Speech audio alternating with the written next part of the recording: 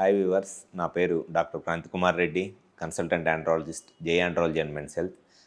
మాకు విజయవాడ, వైజాగ్, రాజమండ్రి, నెల్లూరు మరియు కర్నూలులో బ్రాంచెస్ ఉన్నాయి.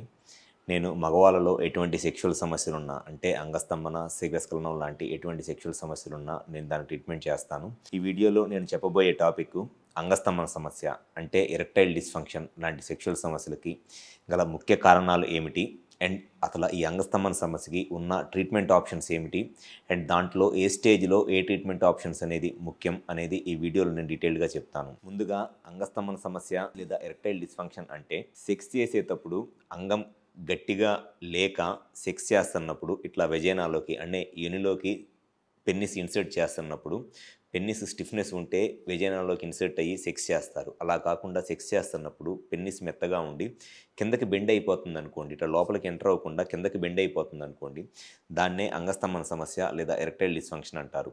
అయితే ఈ అంగస్తంభన సమస్య లేదా ఎరెక్టైల్ డిస్ఫంక్షన్ అనేది మగవాళ్ళు కామన్గా ఎదుర్కొనే సెక్షువల్ సమస్య. ఈ అంగస్తంభన సమస్యకి మెయిన్ రీజన్స్ వచ్చేసి ఒకటి, ఎక్కువ మందిలో ఈ ప్రాబ్లం రావటానికి ఇది ఒక లైఫ్ స్టైల్ డిసీజ్. అంటే మన ఆహార అలవాట్ల వల్ల, మనకున్న ఈ స్ట్రెస్, యాంగ్జైటీ, ఎమోషన్స్ వల్ల చాలామందిలో ఈ అంగస్తంభన సమస్య రావడానికి ఒక ముఖ్యమైన కారణం.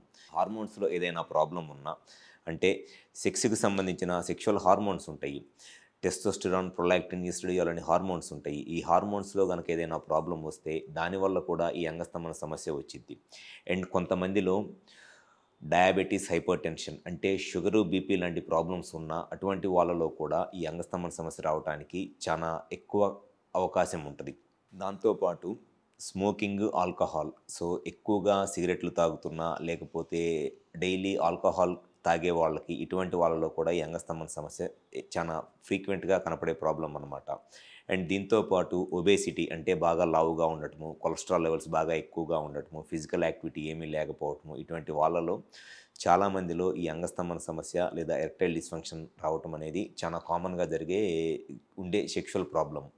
అయితే ఇప్పుడు నేను చెప్పిన ఈ కారణాలు అన్నిటి వల్ల, అంటే షుగర్ వల్ల కానివ్వండి, బీపీ వల్ల కానీ, లేకపోతే స్మోకింగ్, ఆల్కహాల్, లేకపోతే ఈ స్ట్రెస్, యాంగ్జైటీ అండ్ కొలెస్ట్రాల్ ఎక్కువ ఉండటము, ఒబేసిటీ, వీటన్నిటి వల్ల ఎందుకు అంగస్తంభన సమస్య వచ్చింది అని అంటే, ఎప్పుడైనా సరే ఈ sugar, BP, smoking, alcohol, cholesterol, obesity ఇటువంటి ప్రాబ్లమ్స్ ఉన్నప్పుడు పెన్నిస్లో ఉండే ఈ మజిల్ ఉంటుంది, స్మూత్ మజిల్, కార్పోరా క్యావర్నోజా అంటారు.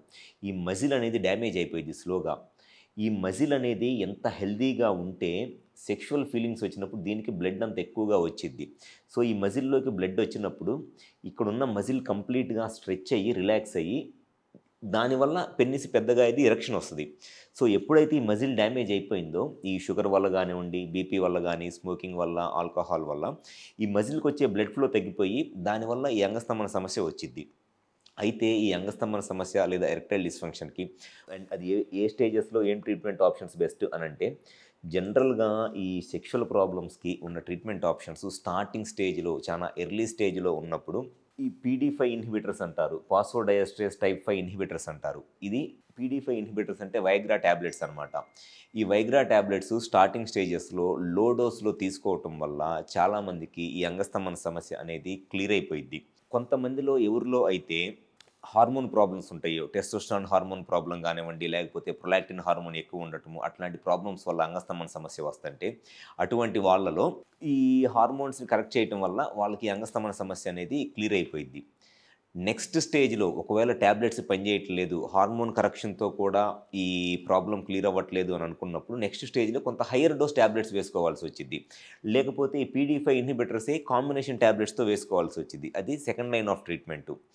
అండ్ ఇంతకుముందు ఉండే ఒక ఓల్డెన్ డేస్లో ఉండే ట్రీట్మెంట్ ఆప్షన్స్ ఏమిటి అని అంటే, ఈ వాక్యూమ్ ఎరెక్షన్ డివైజెస్ అండ్ ఈ ఇంట్రా యురెథ్రల్ ఇంజెక్షన్స్ అనమాట.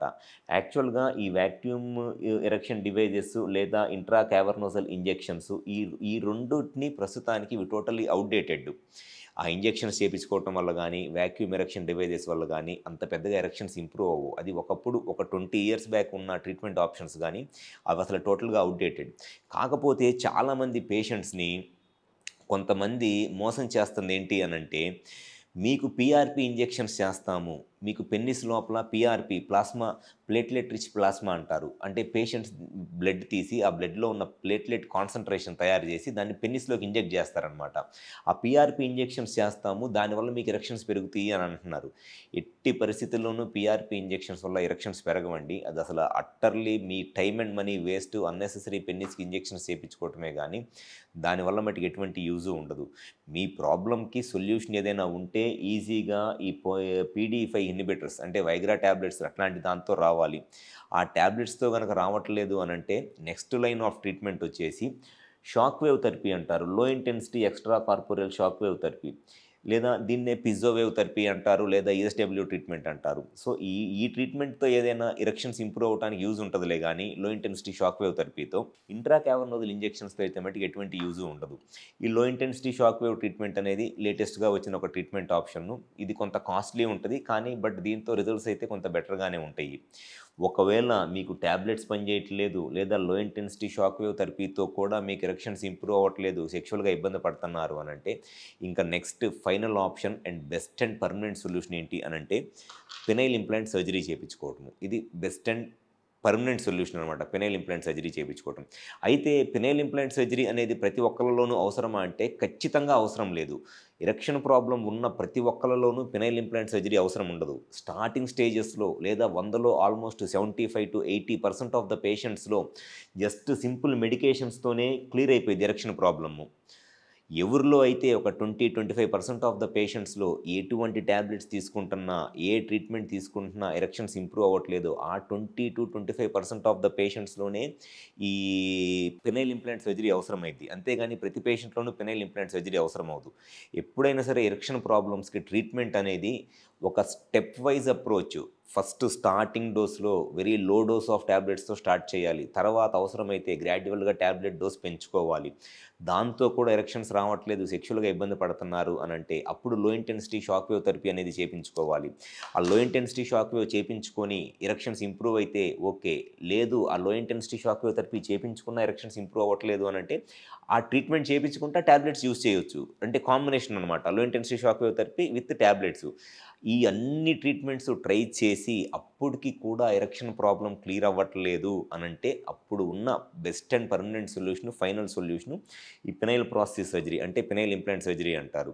సో, నేను చెప్పిన ఈ ట్రీట్మెంట్ ఆప్షన్స్‌లో ఆల్మోస్ట్ 75-80% ఆఫ్ ద పేషెంట్స్‌కి టాబ్లెట్స్‌తో గానివ్వండి, లో ఇంటెన్సిటీ షాక్ వేవ్ థెరపీతో గానివ్వండి, లేదా combination low intensity shock wave therapy with టాబ్లెట్స్‌తో గాని క్లియర్ అయిపోయిద్ది.